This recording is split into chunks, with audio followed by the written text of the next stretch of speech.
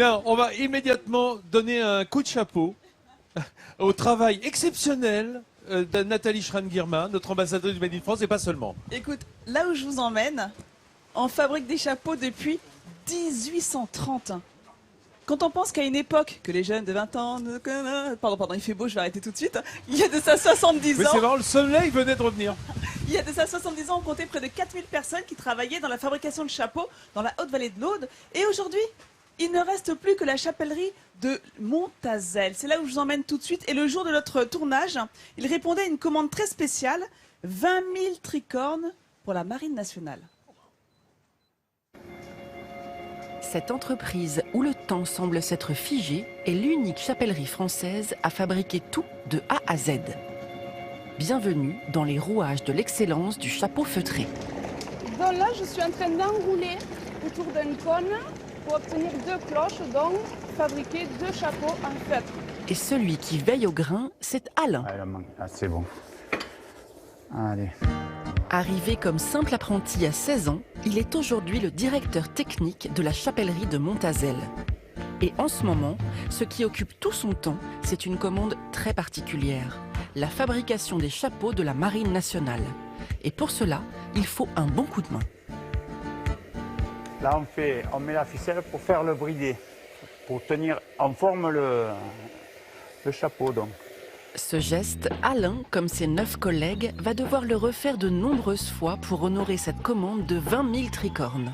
Tous seront vérifiés avec une attention toute particulière pour ce client très spécial. Il ne faut pas qu'il y ait de défauts, c'est-à-dire des plis, des épaisseurs. En teinture, il faut que ce soit uni.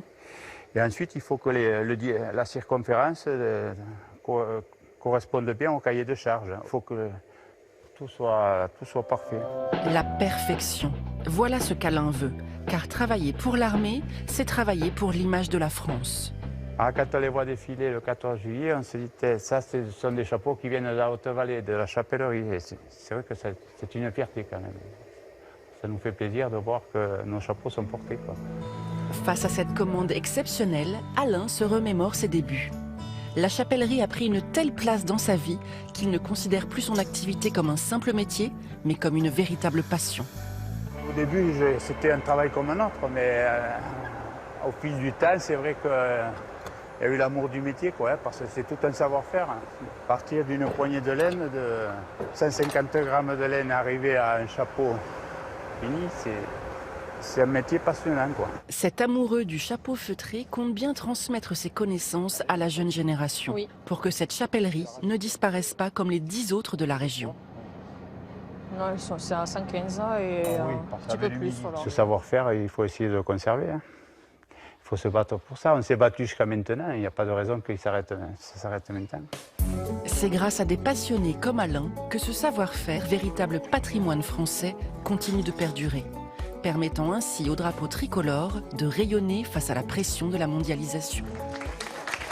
Eh bien Alain, moi et mes camarades, eh bien, nous sommes très fiers de porter vos chapeaux. Regardez autour de nous. D'accord, ils sont magnifiques. Présent ces ton chapeaux. émission, Manon. Oh là là, quel Oui, pirate. eh bien, Faca Fiefé, Marojo Bastre. Que dis-tu?